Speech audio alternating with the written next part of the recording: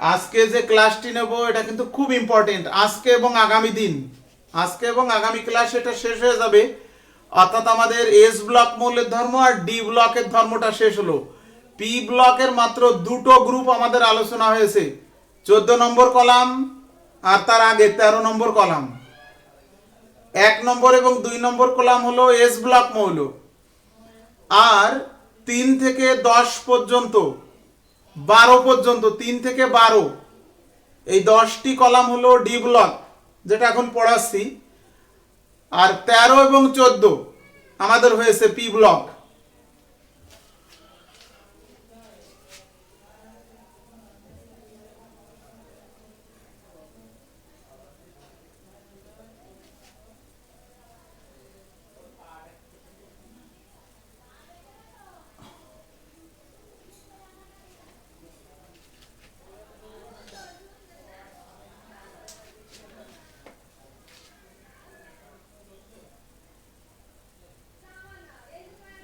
চার নম্বর বৈশিষ্ট্য, রঙিন যৌগ গঠন।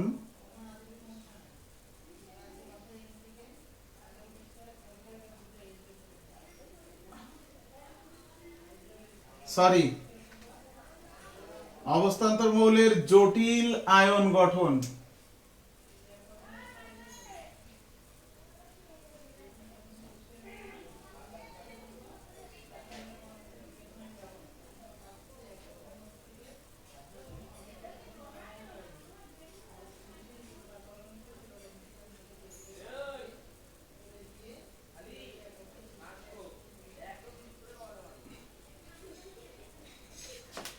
চার নম্বর বৈশিষ্ট্য হলো অবস্থান্তর মৌলের জটিল আয়ন গঠন। এটা কিন্তু ভেরি ভেরি ইম্পর্টেন্ট একটা টপিকস।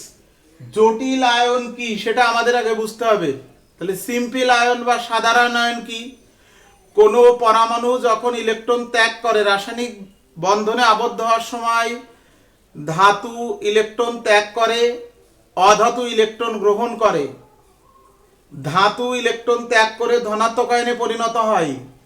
তো যে কোনো ধাতব মৌল এক বা একাধিক ইলেকট্রন ত্যাগ করে যখন সে ধনাত্মক আয়নে পরিণত হয়, সেই চার্জ যুক্ত আয়ন বলি আমরা তাকে।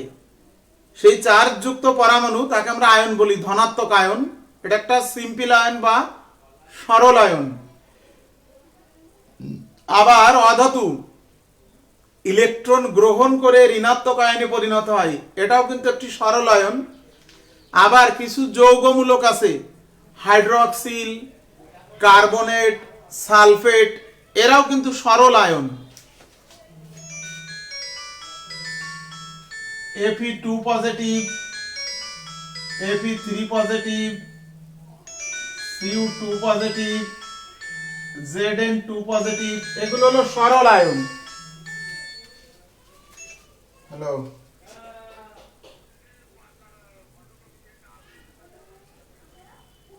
আচ্ছা তুই কি যশোর আসবি কালকে?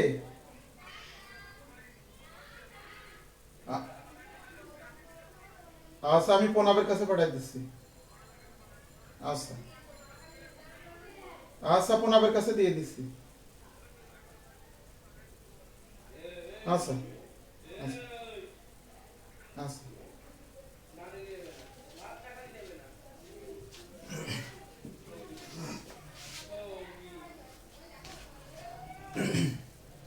অবস্থান্তর মৌলের জটিল আয়ন গঠন। তাহলে সরল আয়ন কি সেটা আগে ধারণা নিতে হবে ভালো করে, যে সরল আয়ন কারা। যে কোনো পরমাণু, যে কোনো মৌল ইলেকট্রন ত্যাগ করলে ধনাত্মক আয়ন হয়, এগুলো সব সরল আয়ন বা সিম্পল আয়ন। আবার মনে করো ইলেকট্রন গ্রহণ করে ক্লোরাইড, ফ্লোরাইড, যৌগমূলক হয় সালফেট, কার্বনেট, হাইড্রক্সিল, এগুলো কিন্তু সরল আয়ন। তাহলে এই পজিটিভ আর নেগেটিভ সরল আয়ন মিলে যে যৌগ গঠিত হয় সেটাকে আমরা সাধারণ যৌগ বলি। এরা সাধারণ আয়ন, সাধারণ যৌগ গঠিত হয়। যেমন ফেরাস সালফেট,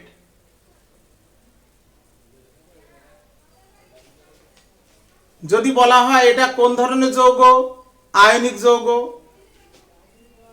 অবস্থান্তর ধাতু, আর অ্যানায়ন হলো সালফেট। হতে পারে FeCl2, এই যে ফেরাস আয়ন, এখানে দুটো ক্লোরিন 2 নেগেটিভ, তাহলে এটা একটা সাধারণ যৌগ।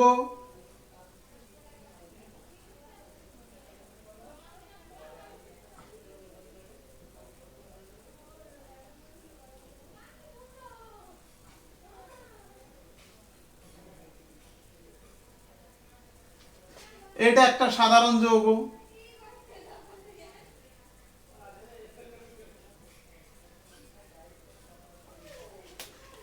এই সাধারণ যৌগে অবস্থান্তর মৌলের যে আয়ন আয়নিক বন্ধন গঠন করেছে, এই আয়নিক বন্ধন অবস্থায় এই Fe2 পজিটিভ এর কিন্তু নিষ্ক্রিয় গ্যাসের গঠন কাঠামো অর্জন হয়নি।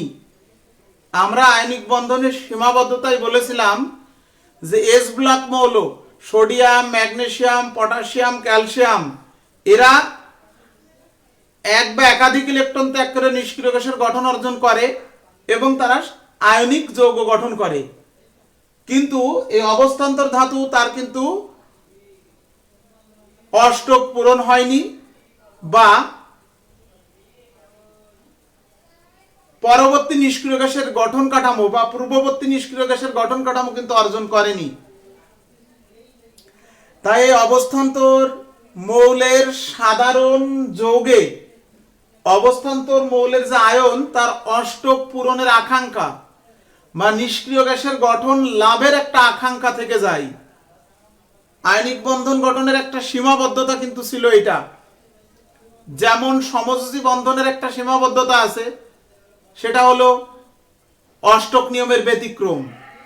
কিছু কিছু যৌগে কেন্দ্রীয় পরমাণুর অষ্টক পূরণ হয় না, যেটাকে আমরা অষ্টক সংকোচন বলি। আবার কিছু কিছু যৌগে কেন্দ্রীয় পরমাণুর অষ্টক পূরণ হয়ে বেশি হয়ে যায়, যেটাকে আমরা অষ্টক সম্প্রসারণ বলি। তাহলে অষ্টক সংকোচন এবং অষ্টক সম্প্রসারণ এটা কি ব্যতিক্রম। তেমনি এই আয়নিক বন্ধন গঠনের ক্ষেত্রে এই অবস্থান্তর মৌলের কিন্তু অষ্টক পূরণ হয়নি। এই অষ্টক পূরণের একটা আকাঙ্ক্ষা কিন্তু অবস্থান্তর মৌলের থেকে যায়। সেই কারণে এই অবস্থান্তর মৌলের যৌগের মধ্যে যখন আমরা ইলেকট্রন সম্বলিত প্রজাতি যেমন অ্যামোনিয়া, এই যে একজোড়া মুক্তজোড় ইলেকট্রন আছে, এদেরকে আমরা বলি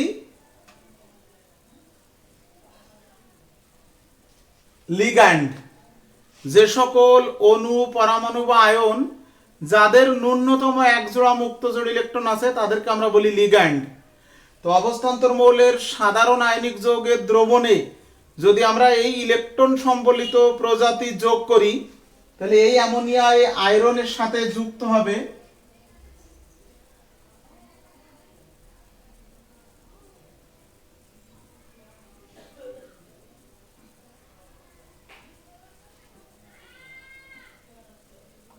এই যে এরকম একটা জটিল আয়ন গঠন করবে। এই 2 পজিটিভ চার্জটি আমরা এখানে দিই, আর এই যে ক্লোরাইড এর সাথে আছে, তাহলে এইটা হলো জটিল আয়ন, তার সাথে অ্যানায়ন মিলে কি জটিল যৌগ। এইভাবে জটিল যৌগ গঠিত হয়।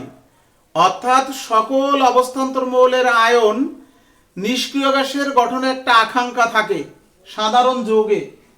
এই যে ফেরাস হোক, ফেরিক হোক, কিউপ্রাস হোক, কিউপ্রিক হোক, ক্রোমাস হোক, ক্রোমিক হোক, ম্যাঙ্গানাস হোক আর ম্যাঙ্গানিক হোক, সকল অবস্থান্তর মৌলের আয়ন যারা নিষ্ক্রিয় গ্যাসের গঠন অর্জন করে না, ইলেকট্রন ত্যাগ করে আয়নিক বন্ধন গঠন করেছে, এই আয়নিক যৌগ কিন্তু এই ফেরাস আয়ন সে কিন্তু নিষ্ক্রিয় গ্যাসের গঠন কাঠামো অর্জন করেনি। এই গঠন কাঠামো অর্জন করতে তার কতটি ইলেকট্রন দরকার দেখো। এই যে Fe2 পজিটিভ, তার ইলেকট্রন বিন্যাস 1s2 2s2 2p6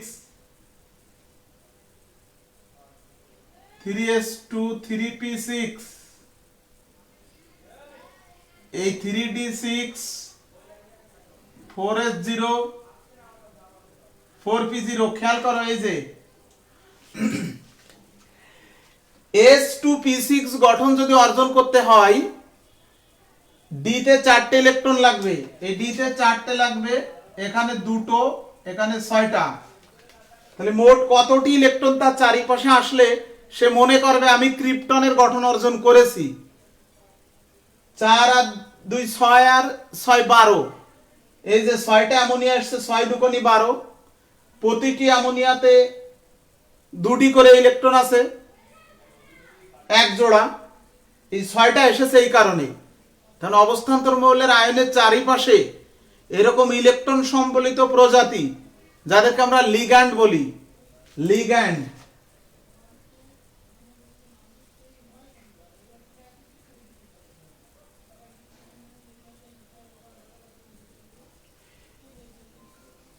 NH3,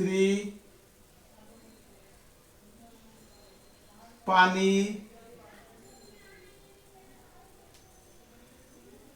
alcohol, প্রশম অণু, এরা সবাই লিগ্যান্ড। ন্যূনতম এক জোড়া মুক্তজোড় ইলেকট্রন দান করতে পারে। আর নেগেটিভ লিগ্যান্ড হাইড্রোক্সিল, ক্লোরাইড,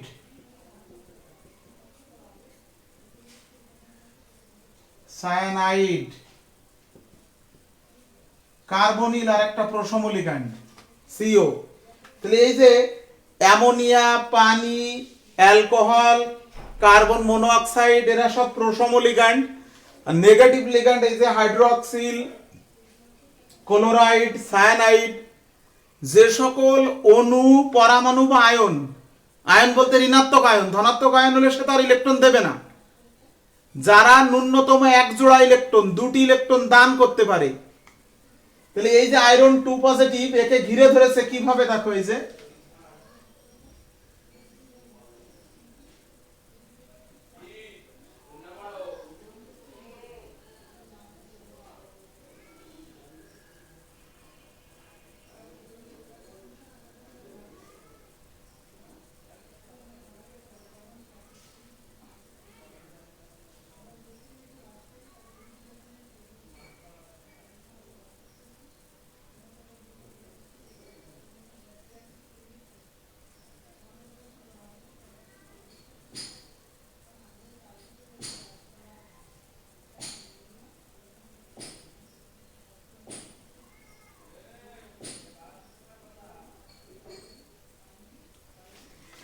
এই যে Fe2 পজিটিভ কেন্দ্রীয় মৌল, তার চারিপাশে 6টা অ্যামোনিয়া এসে ঘিরে ধরেছে। এই যে এটা, এই জটিল আয়নটি কিভাবে অবস্থান্তর মৌলের আয়নকে ঘিরে ধরেছে লিগ্যান্ড এসে, এই ঘিরে ধরেছে, তখন এ মনে করছে আমার চারিপাশে কি 2 2 4 2 6 2 8 আর 2 10 আর 2 12টা ইলেকট্রন এসে গেল। এমনিতে Fe2 পজিটিভ, এই Fe2 পজিটিভ মানে 26, তার ইলেকট্রন আছে কয়টি? 24টি। দুটি ইলেকট্রন ত্যাগ করেছে, 26 তার প্রোটন সংখ্যা। তাহলে 24টি ইলেকট্রন তার চারিপাশে আছে। আরো 12টি ইলেকট্রন সম্বলিত 6টি লিগ্যান্ড এসে তাকে ঘিরে ধরেছে, ধরে এরকম কমপ্লেক্স গঠন করেছে। অর্থাৎ এই যে জটিল আয়ন, এর নাম কি? হেক্সাঅ্যামিন ফেরাস ক্লোরাইড। মূল যৌগ ছিল এটা ফেরাস ক্লোরাইড, তাহলে এটা হেক্সাঅ্যামিন ফেরাস ক্লোরাইড হলো। তাহলে এই যে হেক্সাঅ্যামিন, 6টা অ্যামোনিয়া, তাই হেক্সাঅ্যামিন আয়রন 2 পজিটিভ, এটা জটিল আয়ন। এটা এই যে যেটা স্ট্রাকচার দেখিয়েছি, এইরকম প্রত্যেকটি অবস্থান্তর মৌলের আয়নের চারিপাশে লিগ্যান্ড এসে ঘিরে ধরে এরকম জটিল আয়ন বা কমপ্লেক্স গঠন করে, যেটা স্থিতিশীল। অর্থাৎ দ্রবণে, তুমি যদি কোনো দ্রবণে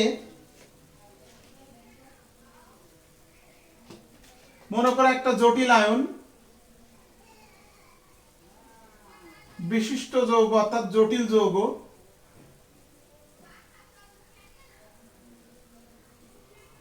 মনে করো এটা একটা জটিল যৌগ, একে যখন পানিতে দ্রবীভূত করো, তখন দুটি আয়নে বিভক্ত হয়।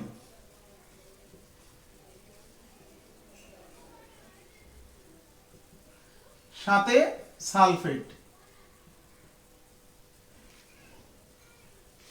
অর্থাৎ এই যে হেক্সাঅ্যামিন আয়রন 2 সালফেট, হেক্সাঅ্যামিন ফেরাস সালফেট, যেটা আধুনিক নিয়মে ফেরাস বলা যাবে না, হেক্সাঅ্যামিন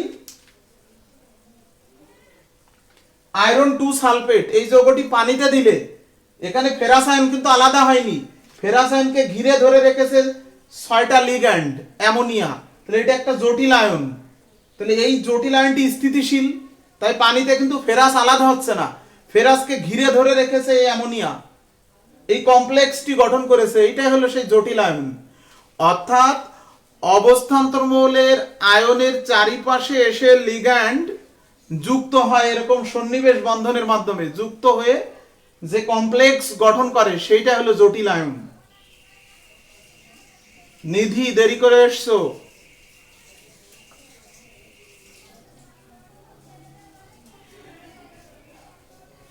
যারা লাইভে আসো, রুদ্র বাদে, রুদ্র তো আগে একবার পড়া হয়ে গেছে, লাইভ থেকে বের হবে না, কারণ এটা কিন্তু খুবই গুরুত্বপূর্ণ একটা টপিকস। যদি তুমি না বোঝো তাহলে এই অংশের সৃজনশীল প্রশ্ন কিন্তু অ্যান্সার করতে পারবে না। তাহলে আমরা যেটা আজকে পড়ছি অবস্থান্তর মৌলের জটিল আয়ন গঠন, তাহলে জটিল আয়ন কি শিখলাম? অবস্থান্তর মৌলের সাধারণ আয়নের সাথে লিগ্যান্ড এসে যুক্ত হয়ে, এই লিগ্যান্ড কয়টা যুক্ত হবে সেটা তার ইলেকট্রন কাঠামো থেকে বোঝা যাবে। কেন? কারণ অবস্থান্তর মৌল সাধারণ আয়ন নিষ্ক্রিয় গ্যাসের গঠন অর্জন করে না। এস ব্লক মৌলের ক্ষার ধাতু, মৃৎক্ষার ধাতু, এরা নিষ্ক্রিয় গ্যাসের গঠন অর্জন করে, এই কারণে এরা আর জটিল আয়ন গঠন করে না। সোডিয়াম ক্লোরাইড স্থিতিশীল সোডিয়াম আয়ন, কিন্তু এই ferrous chloride, ferrous sulphate, ferric chloride, ferric sulphate, অবস্থান্তর মৌলের কোনো আয়নই নিষ্ক্রিয় গ্যাসের গঠন অর্জন করে না। তাই তারা লিগ্যান্ডের সাথে যুক্ত হয়ে কমপ্লেক্স গঠন করে। এখানে যেমন 6টা লিগ্যান্ড এসছে, এরকম কারোর সাথে 4টাও আসতে পারে। যেমন জিঙ্ক অবস্থান্তর মৌল না, কিন্তু জটিল আয়ন সে গঠন করে, অবস্থান্তর মৌলের একটা ধর্ম সে প্রদর্শন করে। দেখো জিঙ্ক,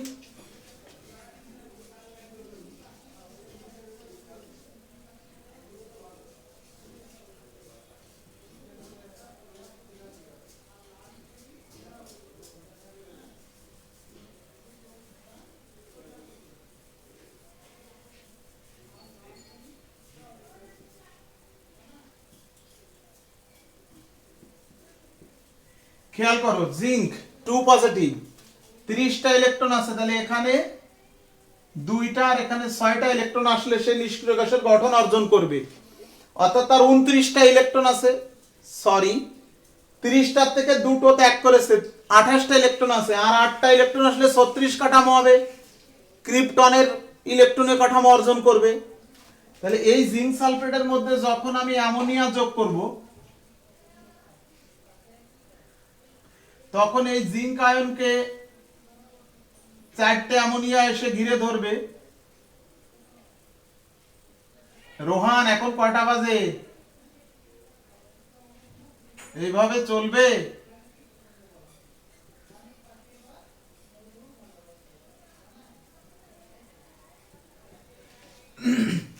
এই যে 4টে অ্যামোনিয়া এসে জিঙ্কের সাথে যুক্ত হয়ে টেট্রামিন জিঙ্ক 2 পজিটিভ আয়ন, তার সাথে সালফেট, টেট্রামিন জিঙ্ক সালফেট গঠন করলো। কেন 4টে লিগ্যান্ড আসলো? কারণ জিঙ্ক 2 পজিটিভ আয়ন, এই যে জিঙ্ক 2 পজিটিভ আয়ন, তার ইলেকট্রনীয় কাঠামো থেকে দেখা যায় 8টি ইলেকট্রন হলে সে নিষ্ক্রিয় গ্যাসের গঠন কাঠামো অর্জন করবে। 8টি ইলেকট্রন মানে 4টি অ্যামোনিয়া, 4 দুগুণে 8। তাহলে এইখানে 4টি সন্নিবেশ বন্ধন গঠন হয়েছে এরকম জিঙ্কের সাথে।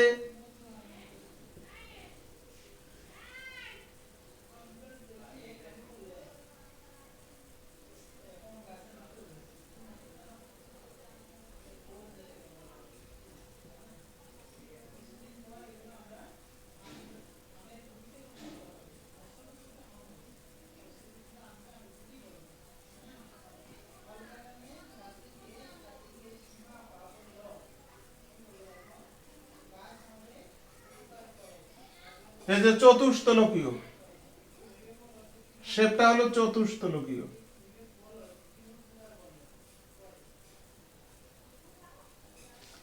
কেন্দ্রীয় পরমাণু জিঙ্ক, তাকে ঘিরে ধরেছে চারটে অ্যামোনিয়া, এসে চতুস্তলকীয় কাঠামো।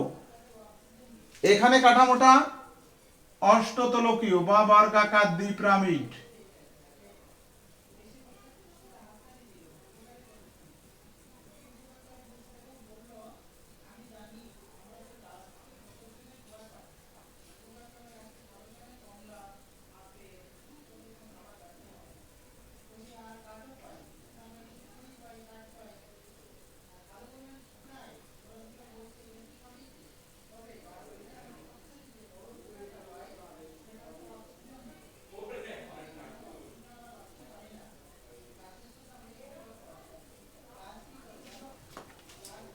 বর্গাকার দ্বিপিরামিড, এটা হলো চতুস্তলকীয়। তাহলে অবস্থান্তর মৌলের চারিপাশে 6টা লিগ্যান্ড আসতে পারে, 4টে লিগ্যান্ডও আসতে পারে। তাহলে অবস্থান্তর মৌলের 6টা আসবে না 4টে আসবে সেটা ডিপেন্ড করবে তার ইলেকট্রনীয় কাঠামো। অবস্থান্তর মৌলের যে আয়ন, তার ইলেকট্রনীয় কাঠামোর উপর ডিপেন্ড করবে যে 6টা আসবে না 4টে আসবে। যেমন আয়রনের সাথে এসছে কয়টা? 6টা। আর জিঙ্কের সাথে এসছে কয়টা? জিঙ্কের সাথে এসছে 4টে। এই যে ইলেকট্রন বিন্যাস থেকে দেখলাম, জিঙ্ক 2 পজিটিভ, মানে তার 28টা ইলেকট্রন, আর 8টা ইলেকট্রন হলে সে 36 কাঠামো অর্জন করবে। যখন রাস্তায় রাজনৈতিক নেতারা হাঁটে, তার চারিপাশে সাঙ্গপাঙ্গ থাকে, তো রাজনৈতিক নেতা মনে করে আমি কি স্টেবল, যে আমার চারিপাশে আমার সমর্থকরা আছে, সে কিন্তু খুব প্রাউড ফিল করে। তো এই অবস্থান্তর মৌলের আয়নগুলো কিন্তু যখন লিগ্যান্ড এসে তাকে ঘিরে ধরে জটিল আয়ন গঠন করে, সে মনে করে আমি ক্রিপ্টনের গঠন অর্জন করেছি, অর্থাৎ নিষ্ক্রিয় গ্যাসের গঠন অর্জন করেছি। এই নিষ্ক্রিয় গ্যাসের গঠন অর্জনের লক্ষ্যেই কিন্তু এই কমপ্লেক্সগুলো গঠিত হয়। তাহলে এখন আসো, এই যে জটিল আয়ন, এই জটিল আয়নে অবস্থান্তর মৌল 2 ধরনের যোজনী প্রদর্শন করেছে। যখন সে সাধারণ আয়ন গঠন করেছে, এই যে 2টি ইলেকট্রন ত্যাগ করেছে, এটা তার জারণ সংখ্যা 2 পজিটিভ। ফেরাস ক্লোরাইড যৌগে এই আয়রন, এর জারণ সংখ্যা 2 পজিটিভ, এটা তার মুখ্য যোজনী। সাধারণ যখন সে আয়নিক বন্ধন গঠন করেছে, আয়নিক যৌগ গঠন করেছে, ফেরাস ক্লোরাইড হোক আর ফেরাস সালফেট হোক, তার জারণ সংখ্যা 2 পজিটিভ, এটা তার মুখ্য যোজনী। পরবর্তীতে অ্যামোনিয়ার সাথে যখন যুক্ত হয়েছে, 6টা অ্যামোনিয়া, এই যে 6টা সন্নিবেশ বন্ধন গঠন করেছে, এইটা হলো তার গৌণ যোজনী। সন্নিবেশ সংখ্যা বলি একে। মুখ্য যোজনী 2 আর গৌণ যোজনী 6। আয়রন 2 পজিটিভ, এর সন্নিবেশ সংখ্যা হলো 6। এই যে জিঙ্ক 2 পজিটিভ, তার মুখ্য যোজনী, তার সন্নিবেশ সংখ্যা হলো 4। যে কয়টি সন্নিবেশ বন্ধন গঠন করবে বা যে কয় জোড়া ইলেকট্রন নিষ্ক্রিয় গ্যাসের গঠন কাঠামোর কাছাকাছি যেতে প্রয়োজন, সেই সংখ্যাকে বলা হয় সন্নিবেশ সংখ্যা। তার মানে অবস্থান্তর মৌলের আয়ন সবাই চাই 36 ইলেকট্রন কাঠামো তার চারিপাশে যেন হয়, কিন্তু সবার 36 হয় না। ফেরাসের 36 হয়েছে, জিঙ্ক 2 পজিটিভ, অবস্থান্তর মৌল না, কিন্তু এটা ডি ব্লক মৌল। তো এই ধর্মটি সে প্রদর্শন করে, জটিল আয়ন গঠন করে। এর চারিপাশে এখন 36 ইলেকট্রন কাঠামো কিন্তু অর্জিত হয়েছে।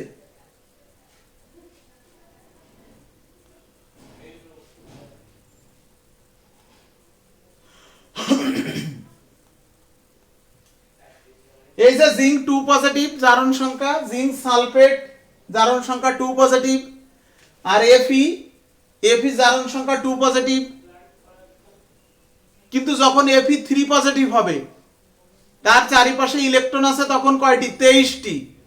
তখনও 6টা লিগ্যান্ড আসবে, তাহলে তার 36 ইলেকট্রন হবে না, 35 হবে। 36 ইলেকট্রন কাঠামো সে অর্জন করতে চায়, কিন্তু 36 সবার হয় না। কারো 36 হয়, কারো 35 হয়, কারো 34 হয়। রিদি এখান থেকে এন বা জিঙ্কের জারণ সংখ্যা কিভাবে বের করতে হয়? এন কে এন বুঝলাম না তো, জিঙ্ক আর এখানে ফেরাস, এন বলে তো কেউ নেই। দেখো কোবাল্ট এই 3 পজিটিভ, এর সাথেও কিন্তু 6টা আসে। এই যে এর সন্নিবেশ সংখ্যাও 6। কিভাবে বুঝলাম? এই কোবাল্ট 3 পজিটিভ,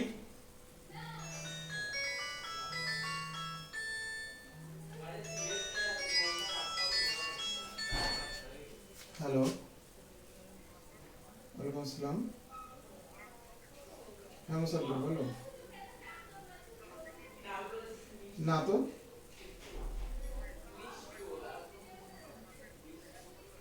কোন ইয়ারেও? ও আমি তো এখন অনলাইনে ক্লাস নিচ্ছি, বিকালে অনলাইনে নিই, সকালে আসছে অফলাইনে নিই এখন। হ্যাঁ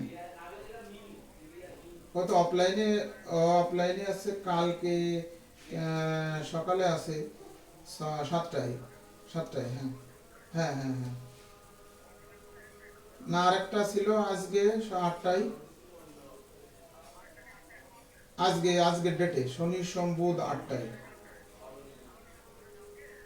আসুক আগে। আচ্ছা ঠিক আছে, আচ্ছা আচ্ছা ঠিক আছে, আচ্ছা আচ্ছা।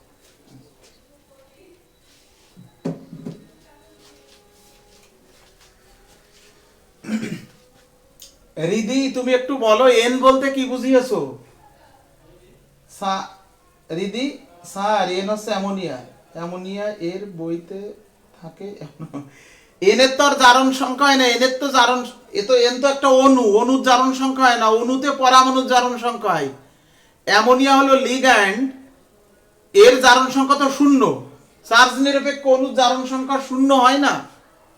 সায়ানাইড অন নেগেটিভ জারণ সংখ্যা, charge on negative, sulphate 2 negative, NH3 জারণ সংখ্যা নেই তো, এর তো জারণ সংখ্যা 0।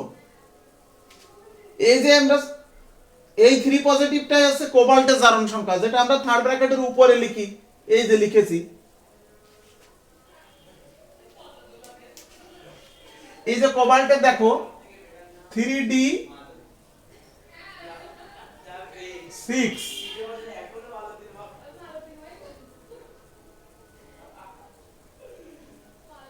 তাহলে এখানে লাগবে 4টে, এখানে লাগবে 2টা, এখানে লাগবে 6টা, তাহলে এই যে 12টি ইলেকট্রন।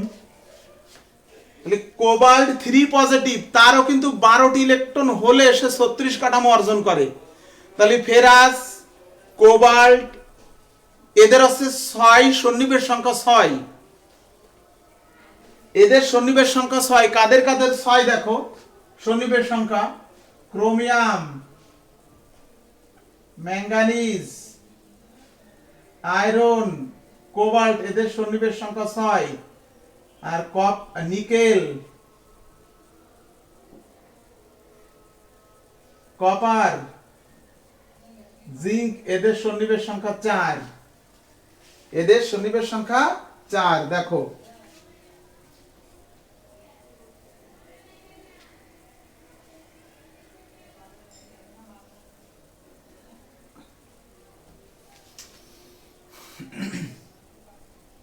এই নিকেল 2 পজিটিভ, এর চারিপাশে এরকম 4টে লিগ্যান্ড এসে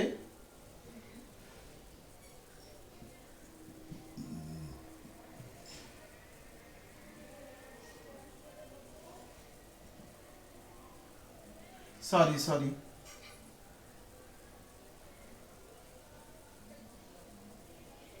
tetra carbonyl nickel 2 positive ion.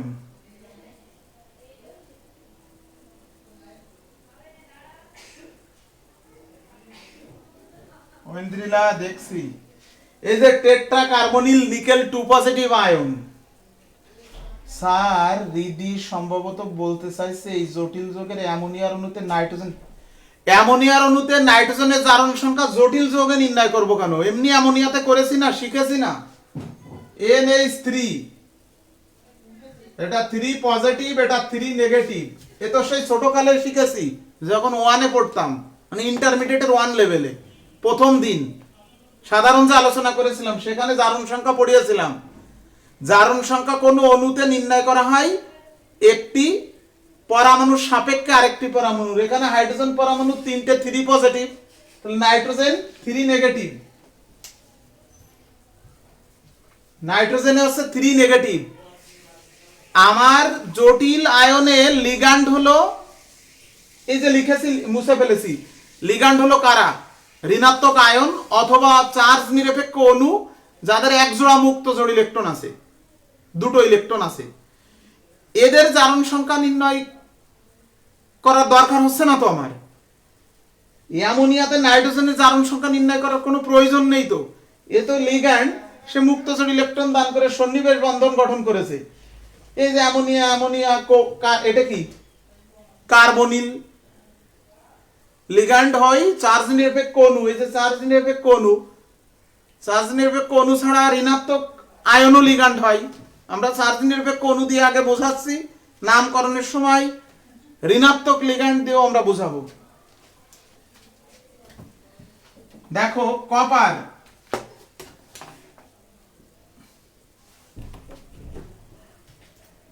কপারের সাথেও কিন্তু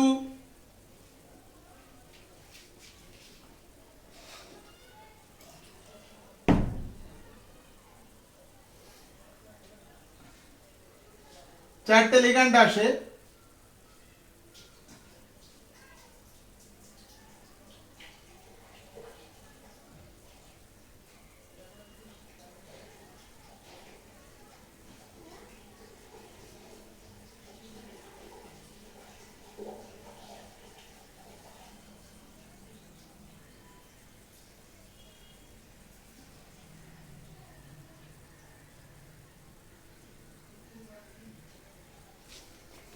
এই দেখো একটা, দুটো, তিনটে, চারটে আমি এঁকেছি।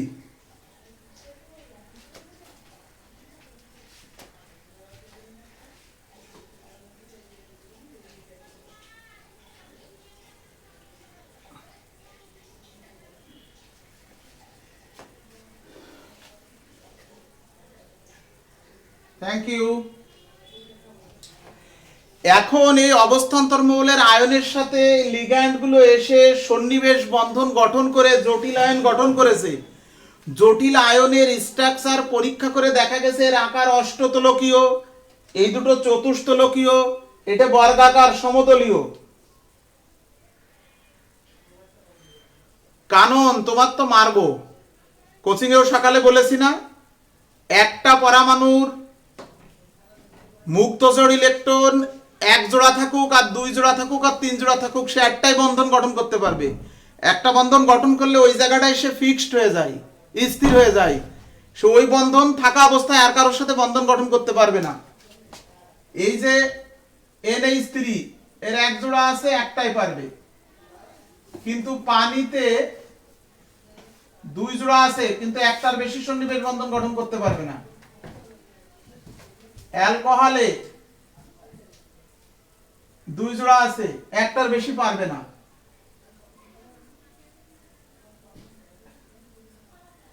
ক্লোরাইড চার জোড়া আছে,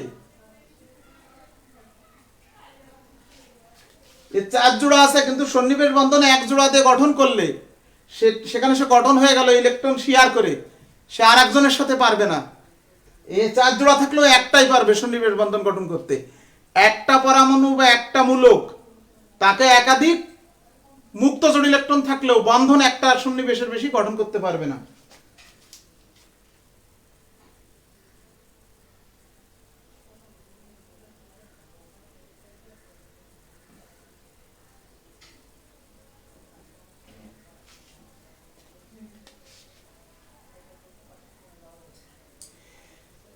স্যার সিও এর 6 ইলেকট্রন কাঠামোর প্রয়োজন না।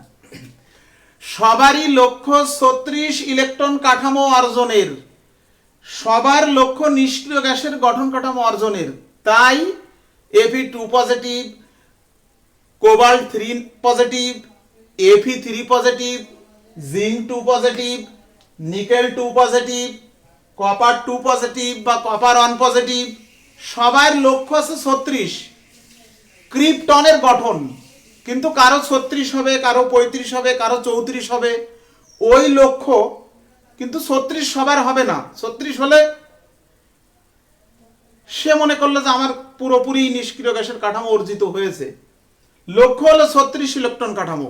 সেই 36 ইলেকট্রন কাঠামো অর্জন করতে গিয়ে 6টা লিগ্যান্ড বা 4টে লিগ্যান্ড আসছে, 7টা লিগ্যান্ড কখনো আসবে না, 8টা লিগ্যান্ডও কখনো আসবে না। 6টা লিগ্যান্ড আসলেই দেখো সবাই সমান দূরত্বে থাকে, অর্থাৎ 90 ডিগ্রি কোণ করে আছে, সবাই স্থিতিশীল বেশি। আরেকটা আসলে তখন এখানে বিকর্ষণ বেশি হয়ে যাবে, এই কাঠামোটা স্থির থাকবে না। এই কাঠামোটা চতুষ্তলকীয়, এই কাঠামোটা চতুষ্তলকীয়। এগুলো বিজ্ঞানীরা কিভাবে নির্ণয় করেছেন? কঠিন দানাদার জটিল আয়নের এক্স রশ্মির সাহায্যে। আমরা এর আগে হাইব্রিডাইজেশন পড়িয়েছিলাম। আকার আগে না হাইব্রিডাইজেশন আগে? আকার আগে। আকার আগে বিজ্ঞানীরা ডিটারমিনেশন করেছেন, সেই আকারের ব্যাখ্যা হাইব্রিডাইজেশন মতবাদ দিয়ে দিয়েছেন। তাহলে এই অণুটির আকার বর্গাকার দ্বিপিরামিড, তার ব্যাখ্যা কিভাবে দেব হাইব্রিডাইজেশন মতবাদ অনুসারে? ফেরাস আয়ন,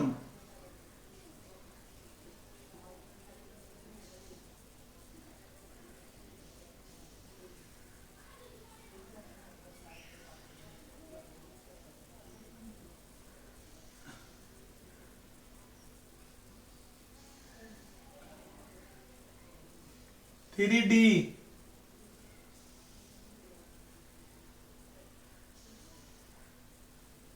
ফোর এস,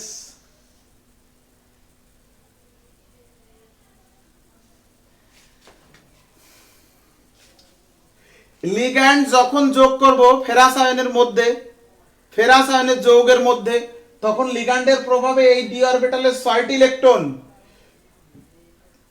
এই ডি অরবিটালের 6টি ইলেকট্রন রিঅ্যারেঞ্জ হবে, এইভাবে 3 ঘরে চলে আসবে।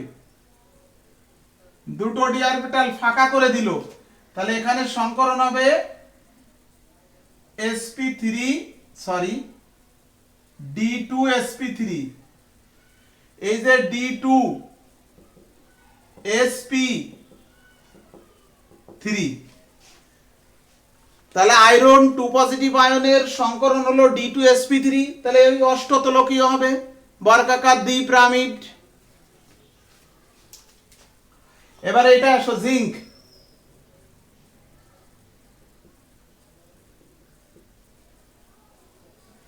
Three D 10, 4s0, 4p0।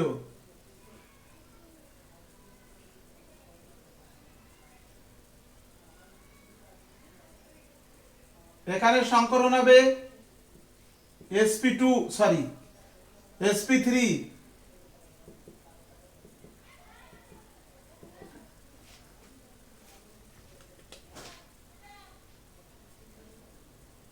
এখানে সংকরণ হবে কি sp3, অর্থাৎ একটা s 3টে p মিলিত হয়ে সমশক্তি সম্পন্ন নতুন 4টে অরবিটাল তৈরি করবে, তার সাথে এসে ammonia চতুষ্তলকীয়।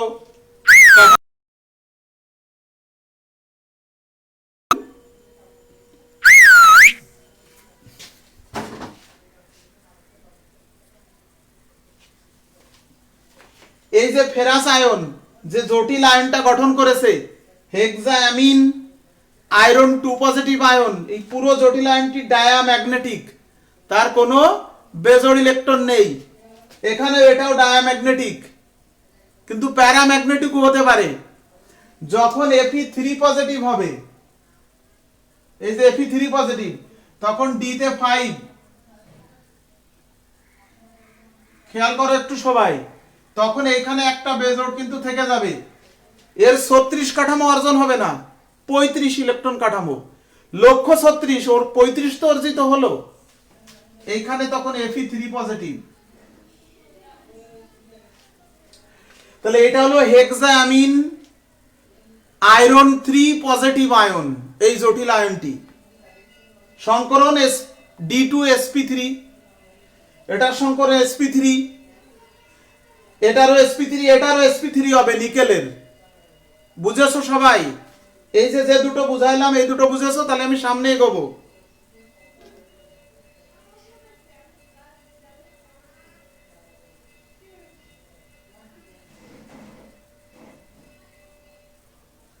Aindrila, Riddhi, Apsara, Rehena,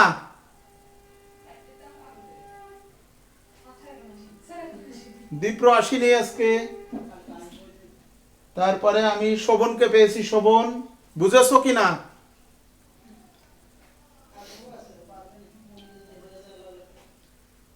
thank you. খেয়াল করো তাহলে, এবার আমরা একটু অন্য জায়গায় যাই। অবস্থান্তর মৌলের আয়ন লিগ্যান্ডের সাথে যুক্ত হয়ে এরকম জটিল আয়ন গঠন করেছে, কিন্তু ডাইরেক্ট অবস্থান্তর মৌলও কিন্তু জটিল আয়ন গঠন করতে পারে। যেমন এই নিকেলে দেখো, এটা মুছে ফেলি।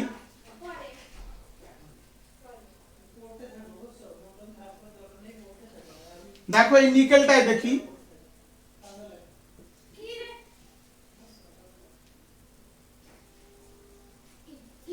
নিকেল 2 পজিটিভ, মানে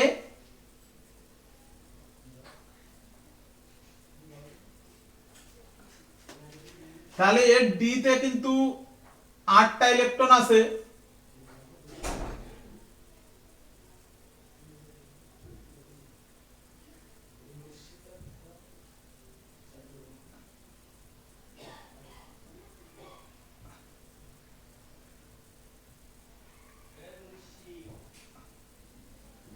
সংকরণ হবে sp3।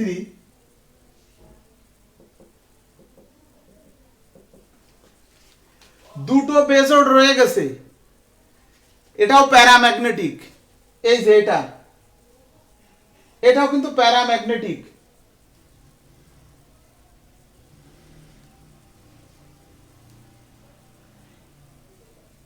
এটাও প্যারাম্যাগনেটিক, এটা ডায়াম্যাগনেটিক। আর একটা দেখালাম আয়রন 2 পজিটিভ ডায়াম্যাগনেটিক, কিন্তু আয়রন 3 পজিটিভ প্যারাম্যাগনেটিক। এটার নাম কি? Tetra carbonyl nickel 2 positive ion. কিন্তু যদি এরকম থাকতো,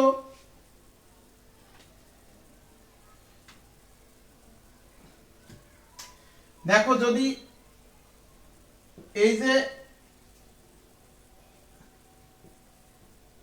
এটা হলো জটিল আয়ন, এর সাথে সালফেট থাকলে এটা জটিল যৌগ, তাহলে এটা হলো জটিল আয়ন। কিন্তু যদি শুধু এরকম থাকতো, খেয়াল করো একটু সবাই, কোনো চার্জ নেই এর মাথার উপরে, তাহলে এটা কিন্তু জটিল আয়ন না, এটা জটিল কি? যৌগ। তার মানে এখানে নিকেল মৌলিক পরমাণু, আয়ন না। সেই নিকেলের সাথে কোবাল্ট এসছে 4টে, আর এখানে নিকেল আয়নের সাথে কোবাল্ট এসেছিল। এখানে নিকেল আয়ন 2 পজিটিভ, এটা জটিল আয়ন, আর এটা কিন্তু যৌগ। তাহলে এইখানে এর ক্ষেত্রে নিকেলের ইলেকট্রন কাঠামো 3d8 4s2 4p0। খেয়াল করো একটু, যখনই এই নিকেলের মধ্যে আমরা কার্বনিল মূলক যোগ করব লিগ্যান্ড, এই লিগ্যান্ডের প্রভাবে এই এস থেকে ইলেকট্রন ডি তে চলে আসবে। তার মানে এইখানে চলে আসবে এই, আর এইটা ফাঁকা হয়ে গেল। নিকেল আয়নের D8 ছিল, 4s0 ছিল, আর শুধু নিকেলে D8 ছিল, এখন 10 হয়ে গেল। 4s থেকে এখানে চলে আসলো কেন? লিগ্যান্ডের জন্য জায়গা ছেড়ে দিল। লিগ্যান্ডের জন্য এই s অরবিটালে একটা লিগ্যান্ড আসবে, আর এই p অরবিটালে একটা লিগ্যান্ড আসবে, এই 3টে লিগ্যান্ড আসবে।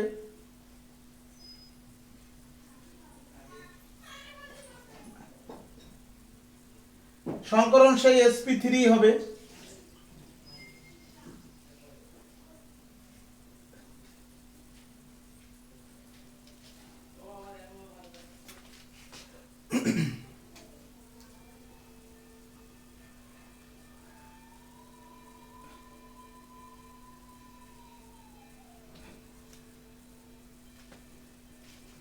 স্ট্রাকচার হবে একই রকম, নিকেলের সাথে এই যে কোবাল্ট এসছে, তাহলে এখানে নিকেলের জারণ সংখ্যা কত? এই জটিল যৌগটিতে নিকেলের জারণ সংখ্যা কত বলতে পারবে কেউ?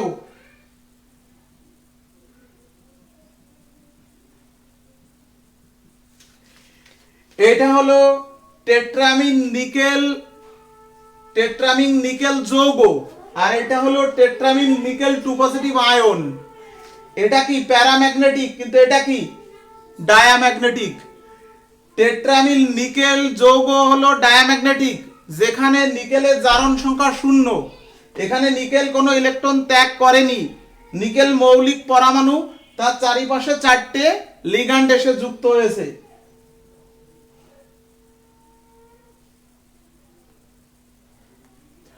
হ্যাঁ নোমান, আমি প্রথমেই বলেছি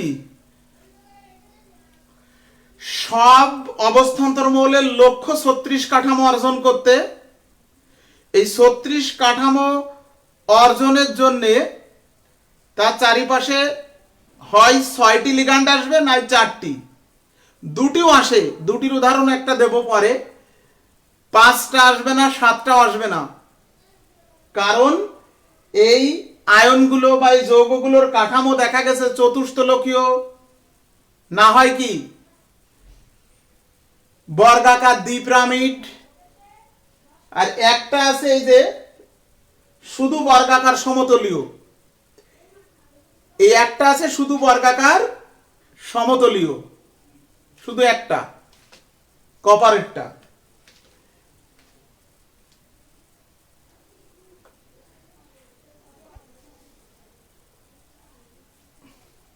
ড্রপ হলো কেন সবাই?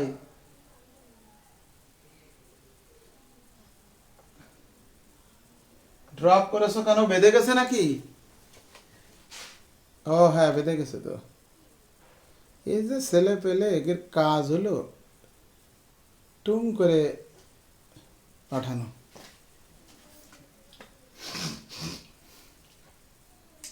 তাহলে আমরা টেট্রামিন জিঙ্ক 2 পজিটিভ আয়ন, টেট্রা কার্বনিল নিকেল 2 পজিটিভ আয়ন, হেক্সামিন আয়রন 2 পজিটিভ আয়ন, এই তিনটের কিন্তু দেখলাম সংকরণ।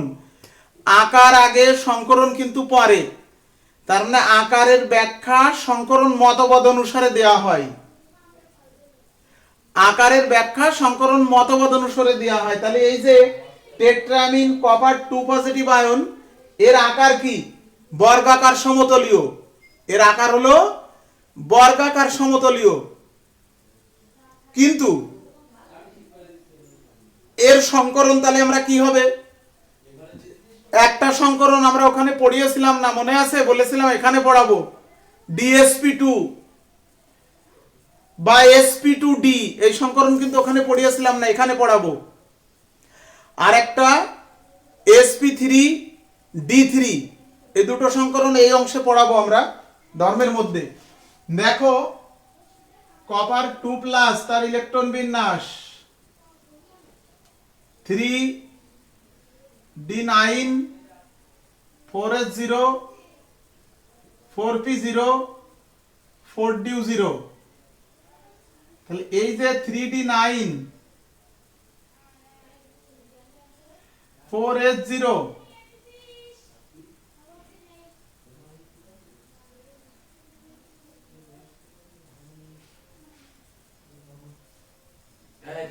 দেখো এইখানে 9টি ইলেকট্রন আছে।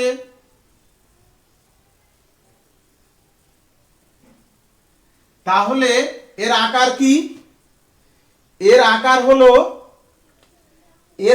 হলো বর্গাকার সমতলীয়। তাহলে সংকরণ হবে sp2, এই d নেবে, এই sp2 আর এই d।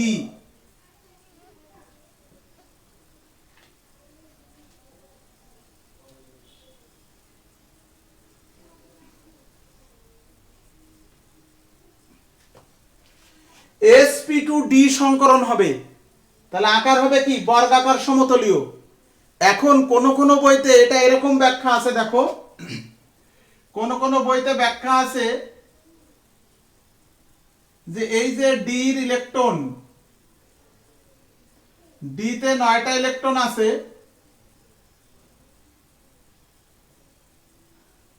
ডিতে নোমান পরে বলছি, আগে এটা খেয়াল করো। ডিতে 9টা ইলেকট্রন আছে, এই একটা ইলেকট্রন যদি আমি পিতে নিয়ে যাই, পরের ডি আর দেখানো লাগবে না, তাহলে এই যে এখানে নিয়ে গেলাম একটা, তাহলে সংকরণ হলো ডি sp2, DsP2, সরি লিখলাম D2, বলছি DsP2 অথবা sp2d। এটাও তো তার যোজ্যতা স্তর, 4s এ ইলেকট্রন ছিল না, অবস্থান্তর মৌলের যোজ্যতা স্তর চতুর্থ, তার সাথে 3d কেও ধরা হয়, কারণ 4s আর 3d এর মধ্যে শক্তির খুব একটা পার্থক্য নেই।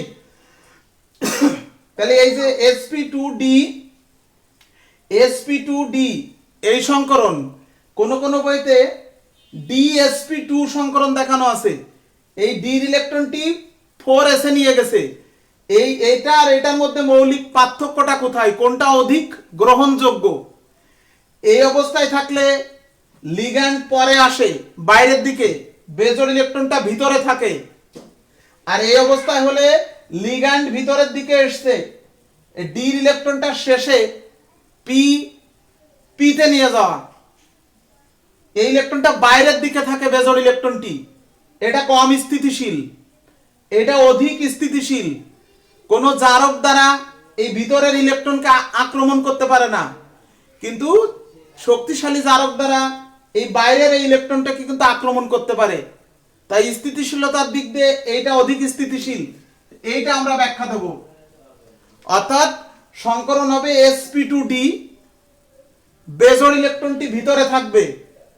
নোমান খেয়াল করো, এখানে 35 ইলেকট্রন হয়েছে, বললাম না 36 কাঠামো, এখানে 35 ইলেকট্রন হয়েছে। কিউ প্লাস আয়ন যদি জটিল আয়ন গঠন করে তখন 36 হয়, কিউপ্রিক হলে 35, 36 লক্ষ, 35 হতে পারে, 34 হতে পারে, 36 তো ম্যাক্সিমামই হচ্ছে। স্যার প্যারাম্যাগনেটিক নিকেল 2 পজিটিভের 2টে বেজোড় ইলেকট্রন, কোন সংকরণ ঘটে না? সংকরণ ঘটবে লিগ্যান্ড যেখানে যেখানে আসবে, সমযোজী বন্ধন হলে তো সংকরণ হয়। ওরা তো বন্ধনে অংশগ্রহণ করেনি, ওরা তো ডি অরবিটালে রয়ে গেছে, ওদের তো সংকরণ হবে না। সংকরণ হবে কয়টি লিগ্যান্ড আসবে সেই কয়টি, যে কয়টি সন্নিবেশ বন্ধনের ব্যাখ্যা দেব সেই কয়টি সংকরণ হবে। তাহলে আমরা আজকে এই পর্যন্তই পড়ি, পরের দিন 4 নম্বরে জটিল আয়ন গঠনের প্রক্রিয়া ব্যাখ্যা করলাম। আগামী দিন জটিল আয়নের নামকরণ এবং জটিল আয়ন রঙিন হয় কেন ব্যাখ্যা, ভেরি ভেরি ইম্পর্টেন্ট ক্লাস কিন্তু এটাও, এটার সাথে অ্যাড হবে, এটা না বুঝলে তো আর ওই ক্লাস বোঝা যাবে না। তাহলে আমাদের পড়া হয়েছে কোনগুলো একটু দেখো।